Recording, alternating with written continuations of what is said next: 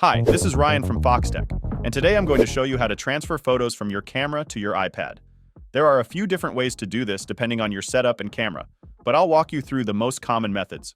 First, the easiest and most reliable way is using a Lightning to USB camera adapter or a USB-C adapter, depending on the iPad model you have.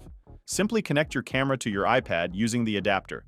Once you've got everything plugged in, turn on your camera and, if needed, switch to photo transfer mode. Different cameras may handle this step differently, so check your camera's manual if you run into any issues. Once connected, the iPad should recognize your camera, and from there, you can import your photos directly into the Photos app. Now, some cameras offer a more convenient method using Wi-Fi. Many modern cameras come with a companion app that allows you to transfer photos wirelessly. For instance, Canon has a dedicated app that works really well with iPhones and iPads, and GoPro has great support for wireless transfer too. Just search for your camera's name in the App Store to see if there's an app available. This can be a fast and easy way to move your photos without any cables.